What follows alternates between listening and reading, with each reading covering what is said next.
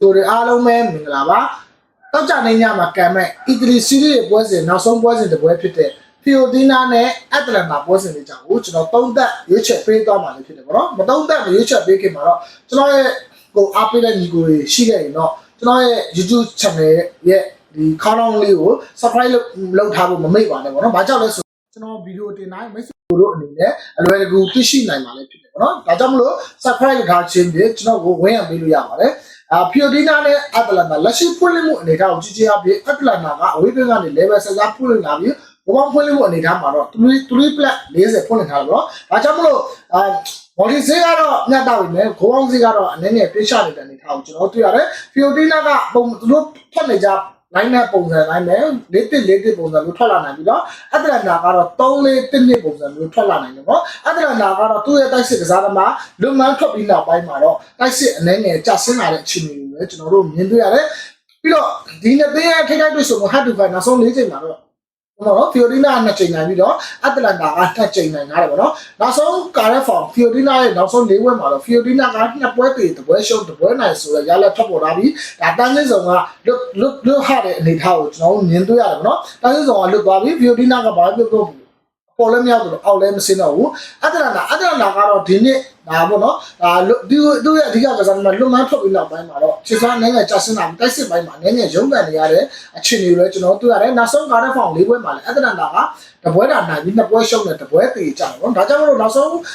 ပွဲစဉ်တွေမှာအက်တလန်တာကခြေစွမ်းနိုင်ငံဆိုးဝါးနေတဲ့အခြေအနေတွေကျွန်တော်မြင်တွေ့ရတယ်အက်တလန်တာကတော့ဒါနောက်နှစ်ကိုတော့ confidently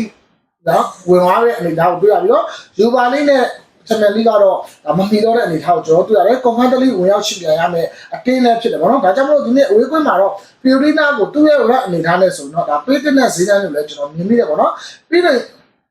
နောက်ခြေလမ်းတစ်ခုပေါ့နော်။နောက်ခြေလမ်းတစ်ခုကကျွန်တော်တို့ W1 ထုတ်ပတ်မှာအနေထားကိုချင်းအဖြစ်ဒီဖီယိုတီနာနိုင်ခဲ့ရင်တော့ဒါ2.77လောက်ရရှိမှဖြစ်တယ်တော့ဒီဖွင့်လှစ်မှုအနေထားကတော့ fair ဖြစ်ပါတယ်။တရေထုတ်ပတ်အနေထားမှာတော့ဒါ40နီးပါးဖွင့်လှစ်ထားတဲ့အနေထားတစ်ခုမှာတော့ဒီပွဲကလည်းအချိန်ကြီးတရေကျသွားနိုင်ချေရှိတယ်ပေါ့နော်။ဘူကီရီကဖွင့်လှစ်ထားတယ်။အတလန်တာ2ထုတ်ပတ်အနေထားကိုချင်းအဖြစ်2.62ဆိုတဲ့အနေထားတစ်ခုမှာတော့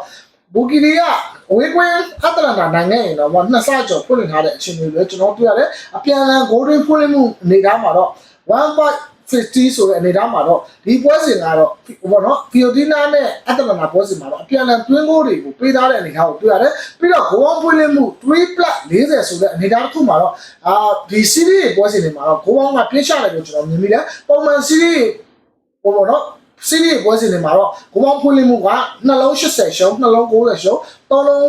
90နဲ့80နဲ့ဝင်ရိုးတွေပဲဖွင့်တာများတယ်ပေါ့နော်ဒါ3+40ဖွင့်လှစ်မှုကတော့အင်မတန်ပြင်းရှနေတဲ့အနေအထားကိုကျွန်တော်တွေ့ရတယ်ဒါကြောင့်မလို့ဖီယိုတီနာနဲ့အက်တလန်တာပွဲစဉ်မှာတော့နှစ်သင်းလုံးကတော့ဘာမှလုပ်လို့မရဘူးဖီယိုတီနာသူ့ရဲ့အိမ်ကွင်းနောက်ဆုံးပွဲလေးဖြစ်တယ်စီးရီးဒါ38ပွဲနောက်ဆုံးပွဲစဉ်လည်းဖြစ်တာကြောင့်ဒီပွဲစဉ်မှာတော့ဘာမှလုပ်လို့မရတဲ့နှစ်သင်းခက်ခဲတူဆောင်မှုအနေအထားတစ်ခုမှာတော့အပြန်အလှန်ဂိုးသွင်းဂိုးတွေနဲ့ပေါ့နော်ပရိသတ်တွေကိုတောက်ဆုံးပွဲစဉ်တွေနဲ့ဖျော်ဖြေပေးသွားမယ်လို့ကျွန်တော်မြင်မိတယ်ဖွင့်လှစ်မှုအနေအထားအရာအောင်ပေါ့နော်ပြင်းရှနေတဲ့အနေအထားတစ်ခုမှာတော့ကျွန်တော်ကတော့ဒီနေ့ပွဲစဉ်မှာတော့ဂိုးပေါင်းအပေါ်ကကျွန်တော်ကြိုက်နေတတ်တယ်ပေါ့နော်ပြီးရင်တော့ကျွန်တော် YouTube channel ကို subscribe လုပ်ထားပြီးတော့မမေ့ပါနဲ့တောင်းဆိုချင်တယ်ပေါ့နော်အားလုံးကိုကျေးဇူးတင်ပါတယ်